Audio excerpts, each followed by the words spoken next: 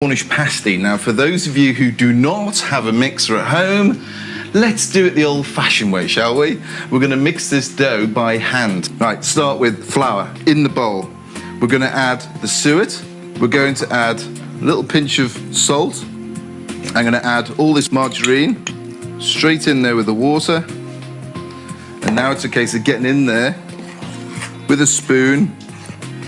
First thing to do is just try and gently bring it all together. Get your hands in there and start crushing this together. Literally, you're just picking up all the bits at the bottom of the bowl, the suet, the salt, the margarine. Okay, now that'll do. You can put that straight onto a tabletop. Because the dough is quite tight, i.e. it's quite dry, you don't need a lot of flour on the table. In fact, you don't need anything. It's a case of working that all together now to make it smooth and elastic, and we'll come to that in a minute. Now all I'm doing is I'm actually rolling it up and then rolling it again. You need to do this for about 5-6 minutes. It will get smooth. The more you mix it, the smoother it will get. Treat it rough, bang it down. Get all your aggression out when you're doing it. Oh, it's going now. I feel it's getting smoother. Come on.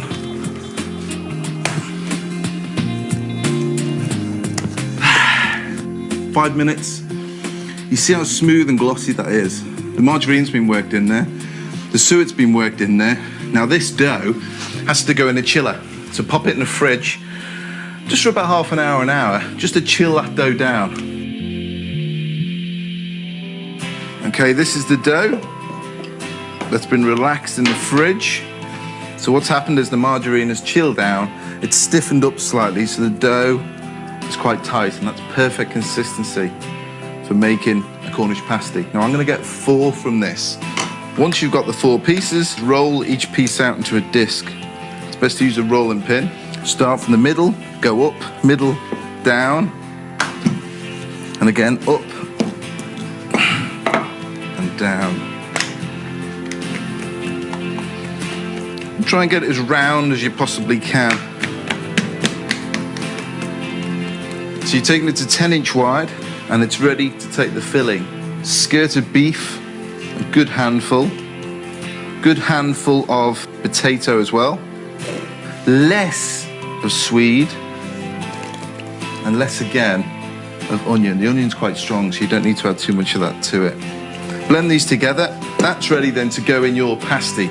What you need to do is put it into roughly 1/2 of it.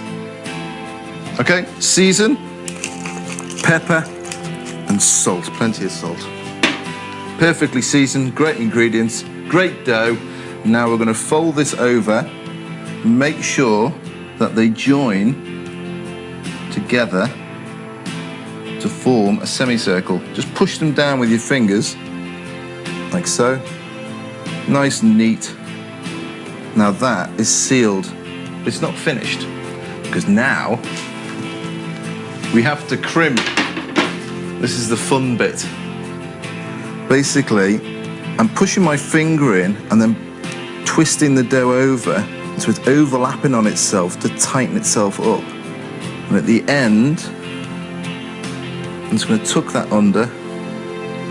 Okay. Okay, get your baking tray, which has already been lined with baking parchment or silicone paper, not greaseproof. Lift up your pasty, lay it on there gently.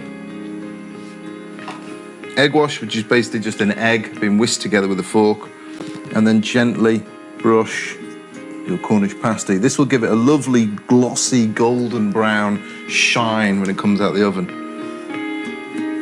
Beautiful.